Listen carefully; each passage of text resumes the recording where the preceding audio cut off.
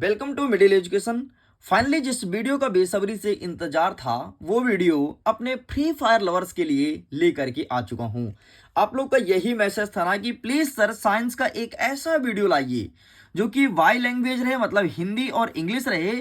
और बहुत सारे बच्चों का ये भी कहना था कि एक ही वीडियो में फुल सोल्यूशन बता दो ना।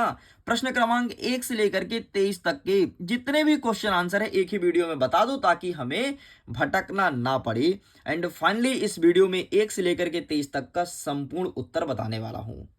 देखिए स्टूडेंट्स, आपका जो एग्जाम है ना आपके सर के ऊपर आके खड़ा हो चुका है। अब तुम्हारे पास इतना समय नहीं है कि तुम एनसीईआरटी पढ़ो, इतना समय नहीं है कि अब तुम पूरा बुक के क्वेश्चन आंसर को याद करो। अब तुम्हें चाहिए कोई ऐसा डोज ताकि एग्जाम में तबाही मचा सको। एंड फाइनली वो अब तुम्हारे सामने है। इस प्रश्न पत्र से ध्यान सुन लो, इस प्रश्न पत्र से 100% पूरे के पूरे क्वेश्चन आने की संभावना है आपके एग्जाम में, क्योंकि यह प्रश्न पत्र कोई मामूली प्रश्न पत्र नहीं है। इस चीज को ध्यान रखिएगा। तो चलिए बिना टाइम वेस्ट किए फटाफट हम अपने विज्ञान विषय को शुरू करते हैं और देखते हैं कि किस प्रकार से क्वेश्चन रहेगा एंड क्या होगा इसका सही आंसर। आपके विज्ञान का पेपर रहेगा टोटल 75 नंबर का और 8 पेज का आपका पेपर रहेगा। टोटल 23 प्रश्न पूछा जाएगा और 3 घंटे आपको समय दिए जाएंगे। आगे यहाँ पर इंस्ट्रक्शन मौजूद है, जैसे सभी प्रश्न को हल करना अनिवार्य है। 1 से 5 तक कुल 30 वस्तुनिष्ठ प्रश्न देखने को मिलेगा। प्रत्येक प्रश्न 1 अंक का रहने वाला है। आगे यहाँ पर 6 से लेकर 17 तक जितने भी क्वेश्चन हैं सभी 2 अंक के रहेंगे। 18 से लेकर के 20 तक जितने क्वेश्चन हैं 3 अंक के रहेंगे। इस प्रकार से वेरियस प्रकार के इंस्ट्रक्शन यहाँ पर मौजूद हैं, ध्यान से इसे देखिएगा। हम आगे बढ़ते हैं और अपने क्वेश्चन को करते हैं शुरू, और हिंदी और अंग्रेजी दोनों भाषा में क्वेश्चंस को हम पढ़ेंगे। हमारा प्रश्न क्रमांक 1 कह रहा है कि सही विकल्प चुन करके लिखो। पहला नंबर कहता है कि निम्नलिखित में से कौन सा पादप हार्मोन्स है। जितने भी यहाँ पर हार्मोन्स दिया है, इंसुलिन, थायरॉक्सिन, एस्ट्रोजन और साइटोकाइन, इनमें से कोई ना कोई हार्मोन्स है, लेकिन पादप हार्मोन्स कौन सा है ये हमारे एग्जाम में पूछा गया है। तो इसका सही आंसर लगाना है option number the cytokinin is correct answer. यह एक पादप हार्मोन्स है। बाकी जितने भी हैं इंसुलिन, एस्ट्रोजन, थायरॉक्सिन, यह सब जंतु जगत का हार्मोन्स है, मतलब जंतु के अंदर पाया जाता है। दूसरा नंबर कह रहा है कि मास्टर ग्रंथि का नाम है, तो यहां पर है पीयूष, एड्रिनल, थायराइड, इंसुलिन। तो इसका सही आंसर आपको लिखना है पीयूष ग्रंथि। पीयूष ग्रंथि को ही मास्टर ग्रंथि के नाम से जाना जाता है। हमने आपको ट्रिक से बताया था कि पीयूष बनेगा मास्टर, पीयूष बनेगा मास्टर, मतलब पीयूष है मास्टर ग्रंथि। नेक्स्ट हमारा कह रहा है तीसरा नंबर, मनुष्य में वक्र एक तंत्र का भाग है, वह क्या कहलाता है। तो जो वक्र होता है ना, इससे हम उत्सर्जन का काम करते हैं, यूरिन होता है उसे त्यागते हैं। तो इसका सही आंसर होगा आपका ऑप्शन नंबर सा, उत्सर्जन इज करेक्ट आंसर। आगे बढ़ते हैं। चौथा नंबर कहता है निम्नलिखित में से कौन सा भौतिक परिवर्तन नहीं है। ध्यान से देखो क्या पूछा है, नहीं है। यहां पर जितने भी दिए हैं सब भौतिक परिवर्तन है, लेकिन एक नहीं है। क्या नहीं है? खौलते पानी से जल वाष्प बनना। खौलते पानी से मतलब पानी को तुमने गर्म करके रख दिया है, ठीक है, पानी तुमने रख दिया, जल वाष्प बन रहा है, भाई यह आपका एक भौतिक परिवर्तन है, ठीक है। और प्रश्न क्या पूछा है? नहीं, तो ये तो होगा। बर्फ का पिघल कर जल बनना, भाई बर्फ रखा है, रखा रखा पिघल गया, पानी बन गया, तो ये भी आपका भौतिक परिवर्तन है। नमक का पानी में घुलना, यह भी भौतिक परिवर्तन है, लेकिन यहां पर कहता है एलपीजी का दहन, यह आपका रासायनिक परिवर्तन है, क्योंकि इसमें केमिकल रिएक्शन होता है। आगे बढ़ते हैं। पांचवा नंबर कह रहा है कि अम्ल का पीएच मान क्या होता है। 7 से कम, 7 या 7 से अधिक, या फिर इनमें से कोई नहीं। तो जितने भी अम्ल हैं इसका पीएच मान 7 से कम होता है, अर्थात यहां पर लिखना है option number A is correct answer. देखो पीएच इसके लिए ऐसा होता है, बीच में होता है 0 और सॉरी बीच में होता है 7, ठीक है, यहाँ होता है 0, यहाँ होता है 14, ठीक है। इधर जितने हैं वो सब अम्ल हैं, ठीक, और इधर जितने हैं ये सब क्षार हैं। इस चीज को ध्यान रखना। तो अम्ल पूछा है ना, तो 7 से कम होता है, देख लो इधर। चलो आगे बढ़ते हैं। नेक्स्ट हमारा तीसरा नंबर कहता है पतले तांबे में धातुओं के खींचे जा सकने की क्षमता क्या कहलाती है। तो यहां पर आपको लिखना है तन्यता, और सबसे अधिक तन्य धातु जो है वो है आपका सोना। आपको पता है 10 ग्राम सोना से तुम 1 किलोमीटर लंबी तार बना सकते हो। 1 किलोमीटर लंबी तार मात्र 10 ग्राम सोना से, मतलब इत्तू सा सोना से तुम 1 किलोमीटर लंबी तार बना सकते हो। आगे कहता है इंग्लिश में क्वेश्चन है, चूज द करेक्ट ऑप्शंस, ठीक है। Which of the following is plant hormones. तो इसका हो जाएगा आपका साइटोकाइनिन। नेक्स्ट कहता है the name of the master gland, तो हो जाएगा पिट्यूटरी ग्लैंड। नेक्स्ट कहता है in hormones kidney apart which of system, तो आपको हो जाएगा यहाँ पर एक्सोटरी। नेक्स्ट कहता है which of the followings is not a physical change, तो यहाँ पर हो जाएगा आपका बर्निंग ऑफ एलपीजी। इस प्रकार से ये होता है कंप्लीट। आगे बढ़ते हैं। नेक्स्ट प्रश्न क्रमांक आपका 5 क्या कह रहा है कि the pH value of acid is तो लेस देन 7, एंड यहाँ पर 6वें नंबर देख लो, तो इसका सही आंसर आपको हो जाएगा तन्यता। ठीक है, डेंसिटी, ये भी होता है कंप्लीट। आगे बढ़ते हैं। प्रश्न क्रमांक 2 कह रहा है रिक्त स्थान की पूर्ति करो। पहला नंबर कहता है कि मेंडल ने किस नियम का प्रतिपादन किया था, तो मेंडल ने अनुवांशिकता का नियम बताया था। तो यहां पर आपको लिखना है अनुवांशिकी, अनुवांशिकी या फिर अनुवांशिकता, ये भी लिख सकते हो। ठीक है, तो मेंडल ने इस नियम का प्रतिपादन किया था। नेक्स्ट कहता है नर संतान के लिए उत्तरदायी गुणसूत्र कौन सा है, तो नर संतान के लिए उत्तरदायी गुणसूत्र कहलाता है बाई गुणसूत्र, तो यहां पर आपको बाई लिखना है। नेक्स्ट कहता है अनुवांशिकता का अध्ययन क्या कहलाता है, तो अनुवांशिकता के अध्ययन को हम सब अनुवांशिकी कहते हैं, तो यहां पर आपको अनुवांशिकी लिख देना है। अनुवांशिकी अनुवांशिकता का अध्ययन है। ठीक है। नेक्स्ट हमारा कह रहा है कि चुंबकीय ध्रुव के पास क्षेत्र रेखाएं डैश डैश होती है, तो सघन होती है, मतलब अत्यधिक पास पास होती है, तो यहां पर आपको सघन लिखना है। नेक्स्ट कह रहा है कि कार्बन की संयोजकता कितनी होती है, तो 4 होती है, तो यहां पर आपको 4 लिखना है। नेक्स्ट कहता है एक अश्व शक्ति बराबर कितने वाट होता है, तो एक अश्व शक्ति बराबर होता है आपका 746 वाट। इस प्रकार से आपको इतना लिख देना है। अगर आप इंग्लिश मीडियम के हैं तो सारा क्वेश्चन इंग्लिश में अवेलेबल है, आप देख लीजिए, आंसर मैं ऊपर लिख दिया हूं। आगे बढ़ते हैं। प्रश्न क्रमांक 3 कह रहा है कि सत्य असत्य लिखो। पहला नंबर कह रहा है प्रतिक्रिया तंत्र हार्मोन्स की क्रिया द्वारा नियंत्रित होता है, तो यहां पर आपको लिखना है सत्य। ठीक है। नेक्स्ट कह रहा है कि CO अम्लीय ऑक्साइड है, तो यहां पर आपको लिखना है असत्य। सारे क्वेश्चन को अच्छे से याद कर लेना, मैं फिर से कह रहा हूं, क्योंकि यहीं से क्वेश्चन आएगा, इसके बाहर से कोई भी क्वेश्चन नहीं जाएगा। नेक्स्ट तीसरा नंबर कह रहा है कि कार्बनिक यौगिक विद्युत के कुचालक होते हैं, तो यहां पर आपको लिखना है असत्य। कार्बनिक यौगिक विद्युत के कुचालक नहीं होते हैं। नेक्स्ट कह रहा है कि धातुओं के ऑक्साइड प्रायः क्षारीय प्रकृति के होते हैं, तो आपको यहां पर सत्य कर देना है। जितने भी धातु होते हैं हमेशा क्षारीय होते हैं। नेक्स्ट कह रहा है कि मनुष्य में दोहरा परिसंचरण होता है, तो यहां पर आपको सत्य कर देना है। हाँ जी, बिल्कुल होता है। नेक्स्ट कह रहा है DNA का पूरा नाम डीऑक्सी राइबो न्यूक्लिक अम्ल है, तो ये भी आपका सही है। इस प्रकार से यहां पर आपको सत्य कर देना है। तो आपका केवल दूसरा और तीसरा गलत है, बाकी सब कुछ सही है। अगर आप इंग्लिश मीडियम के हैं तो देख लीजिए, राइट ट्रू फॉल्स लिखना है। ठीक है, और सारे क्वेश्चन इंग्लिश में अवेलेबल है, आप इसका स्क्रीनशॉट भी ले सकते हैं। अच्छा सुनिए स्टूडेंट्स, अगर इसके PDF को डाउनलोड करना है ना, तो लिंक दिया है वीडियो के डिस्क्रिप्शन बॉक्स में, जा करके आसानी से इसके PDF को आप डाउनलोड कर सकते हैं। याद कीजिए अपने स्कूल का पहला दिन, आपको याद है आपने कुछ टारगेट सेट किया था। आपका यही टारगेट था कि क्लास 10th में हम बहुत अच्छे से पढ़ाई करेंगे और अच्छे परसेंटेज बनाएंगे। जैसे ही मेरा अच्छा परसेंटेज बनेगा, हमारे माता पिता का सर गर्व से ऊपर उठेगा। आपका भी यही ड्रीम था ना?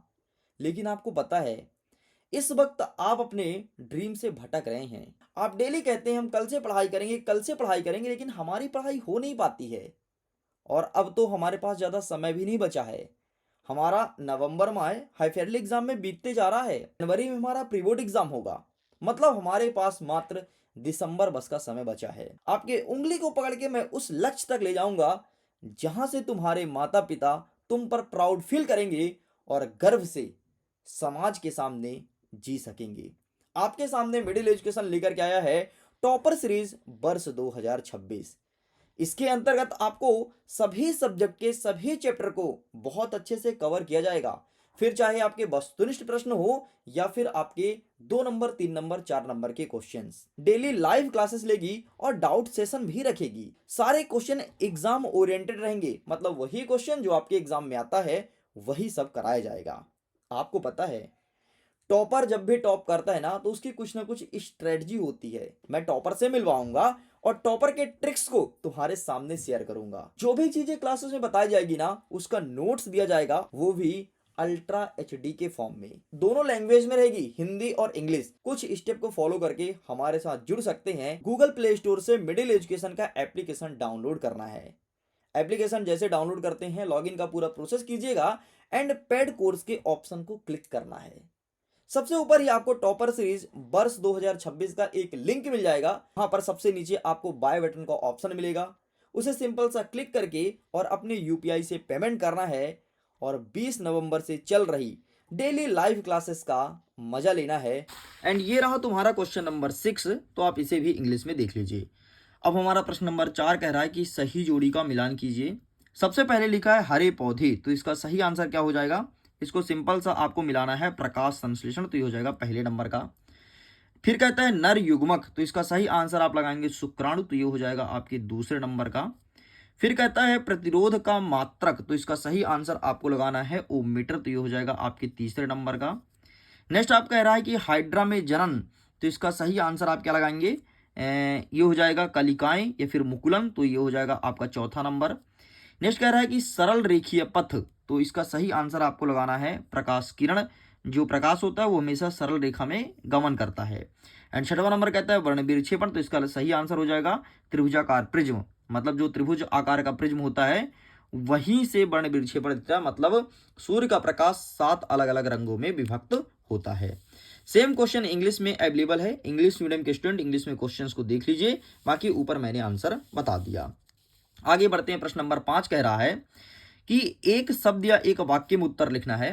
पहला नंबर कह रहा है कि मनुष्य में आयोडीन की कमी से कौन सा रोग होता है? तो मनुष्य के शरीर में अगर आयोडीन की कमी हो रही है, मतलब उसके शरीर में दिखेगा घेंघा रोग, तो यहां पर आपको लिखना है घेंघा रोग। नेक्स्ट हमारा क्वेश्चन कह रहा है कि घरेलू परिपथ में किस प्रकार की धारा प्रवाहित होती है? तो घरेलू परिपथ में जो धारा होती है उसे कहते हैं प्रत्यावर्ती धारा, तो आपको यहां पर लिखना है प्रत्यावर्ती धारा। नेक्स्ट हमारा क्वेश्चन कह रहा है जो पदार्थ सूक्ष्म जीव द्वारा घटित नहीं होते हैं क्या कहलाते हैं, या फिर विघटित नहीं होते उसे क्या कहते हैं? तो इसे कहते हैं अजैव निम्नीकरण। क्या कहते हैं? अजैव निम्नीकरण। अजैव निम्नीकरण। अच्छा, इसका एग्जाम्पल क्या है? तो इसका एग्जाम्पल जैसे प्लास्टिक का पन्नी हो गया, वो अजैव निम्नीकरण का उदाहरण है। आगे बढ़ते हैं। चौथा नंबर कहता है CaOCl2 का प्रचलित नाम क्या है? तो इसे कहते हैं विरंजक चूर्ण। याद रखना, क्या कहते हैं? विरंजक चूर्ण, CaOCl2। नेक्स्ट हमारा 5वां नंबर कह रहा है कि हरे पौधे की पत्तियां में पाए जाने वाले वर्णक का नाम क्या है? तो इसे कहते हैं क्लोरोफिल, तो यहां पर आपको लिखना है क्लोरोफिल। ओके, आगे बढ़ते हैं। नेक्स्ट क्वेश्चन कहता है 6ठा नंबर विद्युत धारा का SI मात्रक क्या है? तो एम्पियर, और इसे दर्शाते हैं ऐसे, ठीक है, और हिंदी में आपको लिख करके आना है एम्पियर। ये होता है विद्युत धारा का मात्रक। इस प्रकार से आपका ये होता है कंप्लीट। अगर आप इंग्लिश मीडियम के स्टूडेंट हैं तो प्लीज सारे क्वेश्चन को इंग्लिश में देख लीजिए, इसका भी स्क्रीनशॉट ले लीजिएगा। इस प्रकार से यहां तक होता है कंप्लीट। आगे बढ़ते हैं। प्रश्न नंबर 6 क्या कह रहा है? 6वां नंबर कहता है कि वायु में जलने से पूर्व मैग्नीशियम रिवर को साफ क्यों किया जाता है? वाई इज मैग्नीशियम रिवर cleaned before burning it in air? आखिरकार क्या कारण है कि मैग्नीशियम रिवर को हम अच्छे से साफ करते हैं? तो इनका आंसर मैं दिखा देता हूं। हिंदी में मेरे पास आंसर अवेलेबल है, तो प्लीज आप इसे हिंदी में देख लीजिए। ये रहा, बस इतना आंसर आपको लिख करके चले आना है, ठीक है, यहां से लेकर के यहां तक। आगे इसे साइड करते हैं। नेक्स्ट क्वेश्चन क्या कह रहा है कि संयोजन तथा वियोजन अभिक्रिया उदाहरण सहित समझाना है। Explain combination and decomposition reaction with examples. उदाहरण देकर के हमें बताना है कि क्या होता है संयोजन और क्या होता है वियोजन। ये देखो यहाँ पर मेंशन है, यहाँ पर लिखा है स्पष्ट रूप से संयोजन अभिक्रिया क्या होता है। यहाँ से लेकर के पूरा यहाँ तक लिख दीजिएगा एंड एग्जाम्पल जरूर दीजिएगा। और वियोजन देख लो, वियोजन को अपघटन नाम से जानते हैं, तो यहाँ से लेकर के आपको यहाँ तक इसका आंसर मेंशन करना है। आगे बढ़ते हैं। 7वां नंबर कह रहा है कि पीतल एवं तांबे के बर्तन में दही एवं खट्टे पदार्थ क्यों नहीं रखनी चाहिए? Why should curd and sour substance not be keeped in brass and copper utensils? ठीक है, ये प्रश्न पूछा गया है, तो इसका आंसर मिलेगा आपको यहां पर। मैं इसका आंसर भी दिखा देता हूं। ये रहा है आपके सामने आंसर कि क्यों नहीं रखना चाहिए, तो आप इसका भी स्क्रीनशॉट ले लीजिए। आगे बढ़ते हैं नेक्स्ट क्वेश्चन की तरफ। इसके अथवा में कहता है कि धोने का सोडा, मतलब इसे कहते हैं washing soda, and baking soda, तो इसे इंग्लिश में बेकिंग सोडा ही कहते हैं। तो धोने का सोडा एवं बेकिंग सोडा का दो प्रमुख उपयोग बताना है। Write two main use each of washing soda and baking soda. तो इसका आंसर ये रहा है आपके सामने, धोने का सोडा और बेकिंग सोडा का यूज। आप इसका भी स्क्रीनशॉट ले लीजिए। आगे बढ़ते हैं नेक्स्ट क्वेश्चन की तरफ। क्वेश्चन नंबर 8, 8वां नंबर कह रहा है गर्म जल का टैंक बनाने में तांबे का यूज होता है, परंतु इस्पात लोहे की मिश्र धातु का नहीं, इसका क्या कारण है? Why is copper used for making hot water tanks but not steel iron alloys? ये प्रश्न पूछा गया है। तो ये रहा इसका आंसर आपका।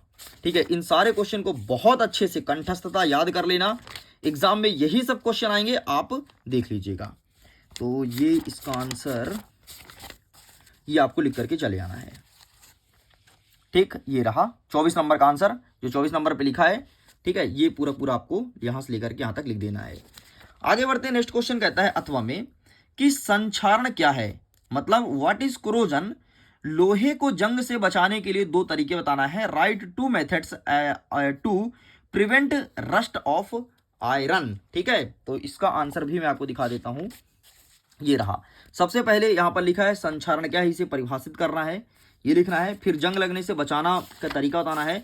तो ये रहा तुम्हारे सामने, लोहे में जंग ना लगे इसके लिए हम क्या करेंगे, तो सबसे पहले जस्ता का लेपन करेंगे और क्रोमियम का लेपन करेंगे, इतना आपको लिखना है। आगे बढ़ते हैं, प्रश्न नंबर 9 कह रहा है कि संतृप्त एवं असंतृप्त हाइड्रोकार्बन क्या होते हैं, एग्जाम्पल सहित समझाइए। What are saturated and unsaturated hydrocarbon, explain with examples. तो आइए देख लेते हैं इसका भी सही आंसर। तो इसके लिए हमें जाना पड़ेगा पेज नंबर 53 में, एंड यहां पर लिखा है हाइड्रोकार्बन्स। ठीक है, हाइड्रोकार्बन से लिखा है, इसके नीचे देखो संतृप्त हाइड्रोकार्बन, वह हाइड्रोकार्बन जिसमें एकल सहजी बंध होते हैं, मतलब सिंगल बॉन्ड होता है, उसे संतृप्त कहते हैं, या और जिसमें डबल एंड ट्रिपल बॉन्ड होता है उसे असंतृप्त कहते हैं। तो ये तो हो गया डेफिनेशन, लेकिन हमारे एग्जाम में एग्जाम्पल भी पूछा है, मतलब डेफिनेशन बस लिखने से हमें 1 नंबर मिलेगा और एग्जाम्पल देना पड़ेगा। तो ये रहा तुम्हारे सामने संतृप्त का एग्जाम्पल और असंतृप्त का, देखो 2023 के पेपर में पूछा भी गया था। चलिए आगे बढ़ते हैं, नेक्स्ट क्या कह रहा है, नेक्स्ट कह रहा है कि CO2 प्लस C2H6 का इलेक्ट्रॉन बिंदु संरचना बनानी है। Draw the electron dots structure CO2 and C2H6। आइए दिखा देते हैं, ये रहा आपके सामने CO2 का एंड ये रहा C2H6 का। तो इस प्रकार से आपको चित्र बना करके चले आना है, देखो 2024 में पूछा भी गया था। ठीक है, आगे बढ़ते हैं, नेक्स्ट क्वेश्चन क्या कह रहा है कि भोजन के पाचन में लार की क्या भूमिका है। What is the role of saliva in the digestion of food, मतलब सलाइवा का क्या काम है, लार क्या करता है आपके भोजन को पचाने के लिए।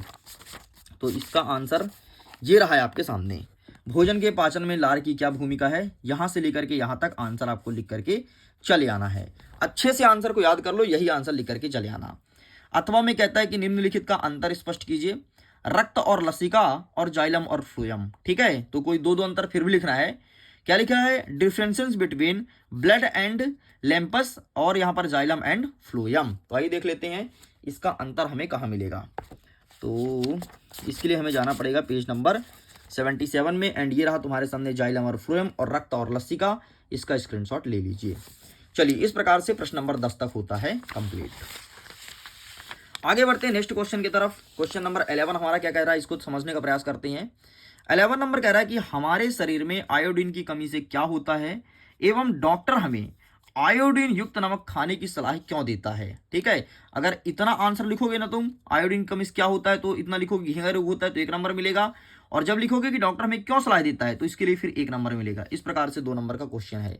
इंग्लिश में क्या लिखा है, what happens due the deficiency of iodine in our body and why do doctors advised used iodized salt. तो ये रहा इसका आंसर कि हमें आयोडीन युक्त नमक क्यों खानी चाहिए। तो ये रहा 15 नंबर का। ठीक है, ये लिख लो पूरा पूरा, बढ़िया छाप देना भाई। ठीक है, एंड नेक्स्ट क्या कहता है, डॉक्टर क्यों सलाह देता है, तो ये रहा तुम्हारे सामने। ठीक है, ये 25 नंबर, ये पूरा पूरा चिपका के चले आना। अच्छा, ये काफी लॉन्ग दिया है, इसको थोड़ी अपने हिसाब से शॉर्ट कर लेना, अरेंज करना और लिख करके चले आना। अथवा में क्या कह रहा है, मानव मस्तिष्क के कार्य व निकलने वाली अंतः स्त्रावित ग्रंथि का नाम बताओ।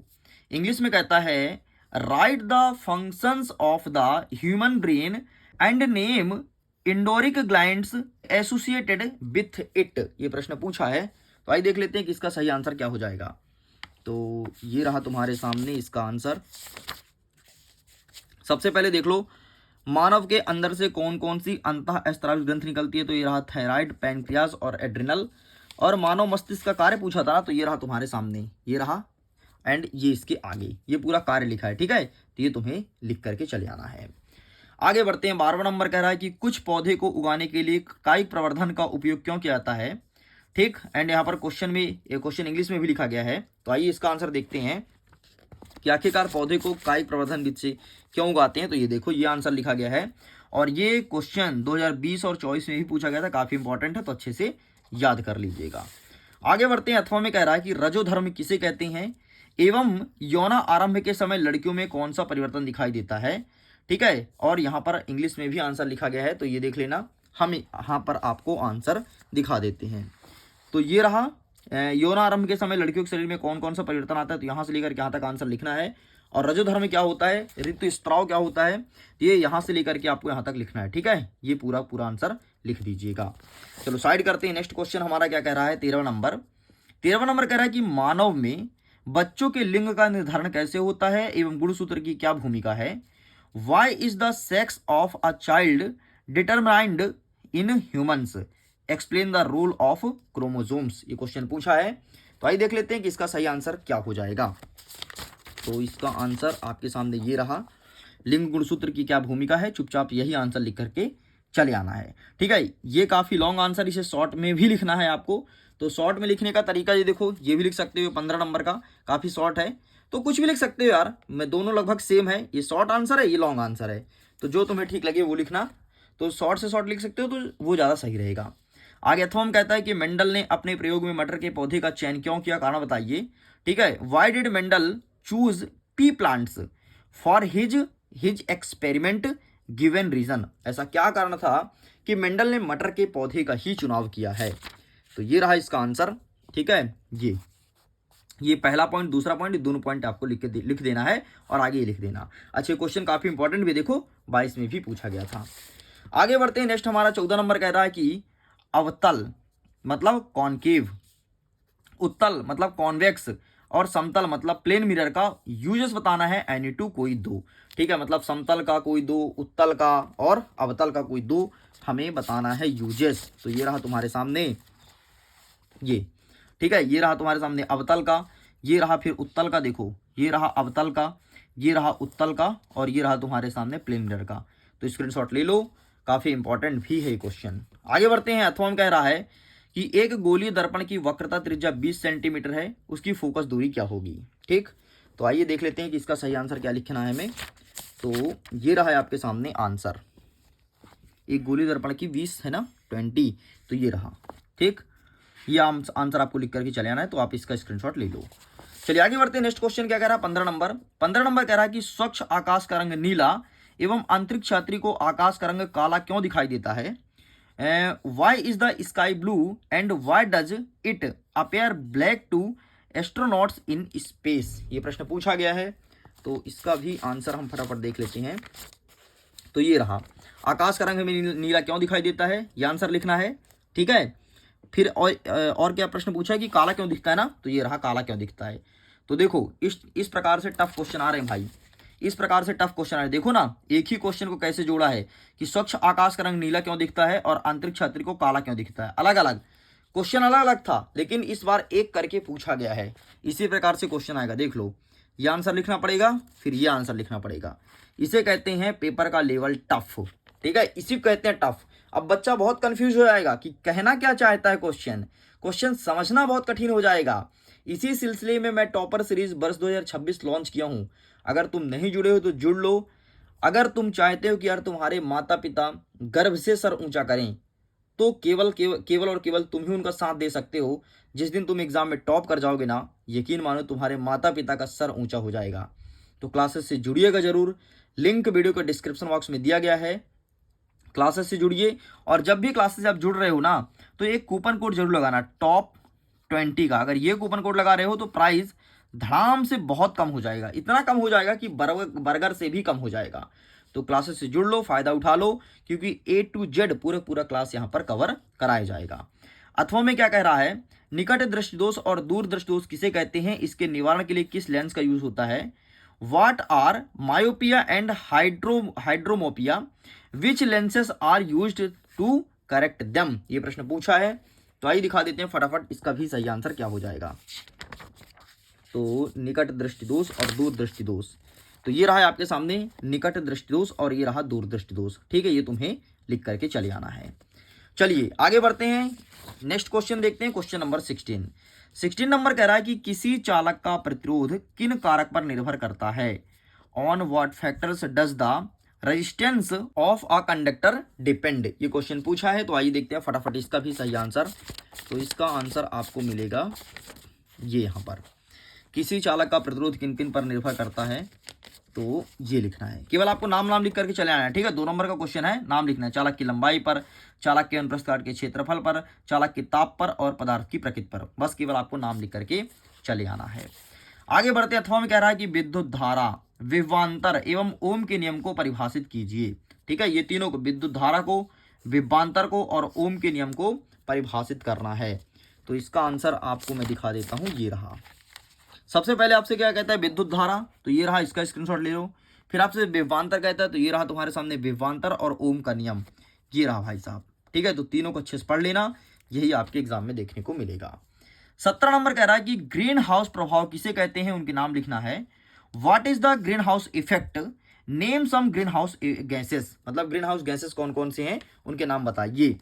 तो इसका भी आंसर हम दिखा देते हैं, एंड ये रहा है आपके सामने ग्रीन हाउस प्रभाव, ये लिख करके चले आना है। ग्रीन हाउस प्रभाव किसे कहते हैं, उनके गैस का नाम। ठीक है, तो ये पूरा यहाँ से लिखेंगे, 16 नंबर यहाँ से लिख करके यहाँ तक कंप्लीट करेंगे। लिखा gas, carbon dioxide, methane, nitrogen के ऑक्साइड और फ्लोरोक्लोरोकार्बन, इतना लिखना है। आगे बढ़ते अथवा कह रहा है कि ग्लोबल वार्मिंग क्या है। व्हाट इज ग्लोबल वार्मिंग, इसके मुख्य कारण और परिणाम बताइए। Right it means cause and effects, ये चीज पूछा गया है। तो आइए देख लेते हैं ग्लोबल वार्मिंग का सही उत्तर क्या हो जाएगा। तो ये रहा आपके सामने ग्लोबल वार्मिंग। ठीक है, ये लिखना है पूरा, फिर ये आंसर यहाँ तक दिया गया है, तो यहाँ तक लिख के आपको कंप्लीट करना है। चलिए, अच्छा और कुछ पूछा क्या, हाँ इसके मुख्य कारण है, तो कारण देख लो, कुछ छोटे छोटे कारण लिख देना ये। ठीक है, ये पहला कारण रहा, एंड ये रहा तुम्हारा दूसरा कारण, तीसरा कारण, और इसके कुछ परिणाम भी थे, परिणाम है। तो एक एक दो लिखना, ज़्यादा नहीं लिखना है, इतना सारा दिए तो डरना मत कि सर इतना कैसे याद कर पाएंगे। ठीक है, एक एक दो लिखना है। आगे बढ़ते हैं, 18 नंबर कह रहा है अम्ल एवं क्षार में कोई 4 अंतर बताइए। ठीक है, यहाँ पर 4 नहीं 3 होना चाहिए, क्योंकि ये प्रश्न आपके 3 नंबर का है, यहाँ पर प्रिंट मिस्टेक है। ठीक है, कोई बात नहीं, 4 याद कर लो, याद तो करना ही है, 3 आए चाहे 4 आए, है ना, याद तो करना, एग्जाम में आ रहा है। Right any 3 difference between acid and base. ठीक है, तो आइए देख लेते हैं कि इसका सही आंसर आपको क्या लिखना है। तो ये रहा तुम्हारे सामने, अम्ल और क्षार में अंतर। आगे बढ़ते हैं, कह रहा है कि plaster of Paris, baking soda और विरंजक चूर्ण का यूज बताना है। ठीक है, write the use of plaster of Paris, baking soda and bleaching powder, मतलब विरंजक चूर्ण। तो आइए देखते हैं कि इसका सही आंसर क्या लिखेंगे। तो ये रहा सबका यूज, ये रहा तुम्हारे सामने विरंजक चूर्ण का। बाकी ये यहाँ पर लिखा देखो, बेकिंग सोडा, विरंजक चूर्ण, प्लास्टर ऑफ पेरिस, सब कुछ लिखा है, तो आप इसका स्क्रीनशॉट ले लो एक साथ। आगे बढ़ते हैं, नेक्स्ट कह रहा है 19 नंबर, पुष्प के अनुप्रस्थ काठ का स्वच्छ व नामांकित चित्र बनाना है। तो ये रहा आपके सामने इसका आंसर, चित्र इस प्रकार से आपको बना करके चले आना है। आगे बढ़ते हैं, अथवा कह रहा है कि कायिक प्रवर्धन क्या है और उसके लाभ और हानि को लिखना है। तो ये रहा तुम्हारे सामने कायिक प्रवर्धन। ठीक, तो ये रहा तुम्हारे सामने कायिक प्रवर्धन और इसका लाभ और हानि यहीं पर दिया गया है। ठीक है, ये देखो लाभ और ये देखो हानि। ठीक, क्या कहता है कायिक प्रवर्धन का प्रश्न, अति लघु उत्तरीय 3 में देखें, आइए दिखा देते हैं भाई अति लघु उत्तरीय 3 में जाके। तो ये रहा तुम्हारे सामने कायिक प्रवर्धन। ठीक, ये पूरा चिपका करके चले आना। चलो साइड करते हैं, नेक्स्ट हमारा 20वां नंबर कह रहा है मानव नेत्र का स्वच्छ और नामांकित चित्र बनाना है। ठीक, तो आइए देखते हैं मानव नेत्र का चित्र कैसे बनेगा, और ये रहा मानव नेत्र का चित्र। ठीक, तो स्क्रीनशॉट ले लो इस चित्र का, ऐसे चित्र चिपका के चले आना, इसकी अच्छे से प्रैक्टिस कर लो। आगे तुम्हें कह रहा है कि श्वेत प्रिज्म द्वारा श्वेत प्रकाश के वर्ण विक्षेपण का सचित्र वर्णन कीजिए। ठीक है, अब चित्र वाले क्वेश्चन स्टार्ट हो गए हैं, तो ये रहा तुम्हारे सामने प्रिज्म द्वारा श्वेत प्रकाश का वर्ण विक्षेपण, तो इसका भी स्क्रीनशॉट ले लो। हाँ, रंग जरूर लिखना, बैगनी, जामुनी, ठीक है। इसका ट्रिक होता है एक, बैजानी हापी नाला, इसका बैजानी हापी नाला, याद कर लो, बैजानी हापी नाला, बैजानी हापी नाला, ठीक है। आगे 21 नंबर कह रहा है कि रासायनिक समीकरण को संतुलित कीजिए, ठीक है। Balance the following chemical equation. आइए देखते हैं कौन कौन सा दिया है और कौन कौन सा हमें संतुलित करना है। हमारा पहला नंबर कह रहा है कि कैल्शियम हाइड्रोक्साइड में आपको जोड़ना है कार्बन डाइऑक्साइड को और बनाना है आपका calcium carbonate plus water release करना है, ठीक है। ऐसे पहला, दूसरा, तीसरा, चौथा, यहाँ पर लिखा है पोटेशियम ब्रोमाइड लिखा है, ठीक है। यहाँ पर एल्यूमिनियम लिखा है, यहाँ पर मैग्नीशियम लिखा है। अब आइए दिखा देते हैं इसका सही आंसर क्या हो जाएगा। तो ये रहा आपके सामने इसका आंसर, तो आप इसका भी फोटो खींच सकते हैं, ठीक है। ये देखो कैल्शियम हाइड्रोक्साइड वगैरह लिखा है ना, मिला के आप इसको अच्छे से देख लीजिए, नीचे वाला भी। कि निम्नलिखित अभिक्रिया की पहचान कीजिए, ठीक है। ये कौन सी अभिक्रिया, इसे पहचानना है। तो जैसे CaO प्लस H2O लिखा है, तो CaO और H2O बना, OH का होल ट्वाइस बना गया और हीट रिलीज हुआ, ठीक है। ऐसे जितने भी रिएक्शन दिया है इसे पहचानना है। तो आइए दिखाते हैं कि इसका आंसर कहाँ पर मिलेगा। तो ये रहा, देखो ये निम्नलिखित अभिक्रिया का पहचान कीजिए, तो ढूंढ कर देख लेना, ठीक है। यहाँ पर नाम भी लिखा है कौन सी अभिक्रिया है, तो इसको अच्छे से देख लीजिएगा। आगे बढ़ते नेक्स्ट हमारा 22वां नंबर कह रहा है कि मानव के पाचन तंत्र मतलब आहार नाल का चित्र बनाना है। तो आइए देख लेते हैं कि आहार नाल का चित्र क्या होगा मनुष्य के। तो ये रहा मानव का आहार नाल, तो आप इसका स्क्रीनशॉट ले लीजिए, इस चित्र को बना करके चले आना है। आगे बढ़ते अथवा कह रहा है कि वायवीय मतलब ऑक्सी और अवायवीय मतलब अनाक्सी श्वसन में अंतर स्पष्ट कीजिए। आपके एग्जाम में वायवीय और अवायवीय पूछे तो ये सेम लिखना है, ऑक्सी अनाक्सी पूछे तो सेम लिखना है। बाकी इसका मैं अंतर आपको दिखा देता हूँ, ठीक है। मैंने इसलिए कंफर्म कर दिया कि कंफ्यूज मत होना, नहीं तो पता चले कि वायवीय अवायवीय के स्थान पर ऑक्सी अनाक्सी आ जाए तो तुम कंफ्यूज हो कि सर ने तो ये चीज नहीं पढ़ाया था, सर ने बोला था वायवीय आएगा और ऑक्सी अनाक्सी आ गया, ठीक है। तो ये रहा तुम्हारे सामने। आगे बढ़ते हैं नेक्स्ट हमारा कह रहा प्रश्न क्रमांक 30 कि प्रकाश का परावर्तन का नियम क्या होता है और उस लेंस की फोकस दूरी ज्ञात करना है जिसकी क्षमता -2.0 D मतलब डायप्टर हो। यह किस प्रकार का लेंस होगा, हमें यह भी पहचान करना है। तो इसका आंसर मैं दिखा देता हूं, ये रहा तुम्हारे सामने, चुपचाप यही छाप देना, ठीक है। ये देखो चुपचाप ये छाप करके चले आना। पूरा का पूरा आंसर पहले नंबर दिया है प्रकाश का परावर्तन का, दूसरा कहता है अति लघुत्तरीय 8 का उत्तर देखें। तो आइए हम दिखा देते हैं कि क्या होगा सही उत्तर, अति लघुत्तरी में दिया है, ठीक है। तो अति लघुत्तरी 8 का ये रहा प्रश्न और ये रहा उसका उत्तर, ये आपको लिख करके चले आना है।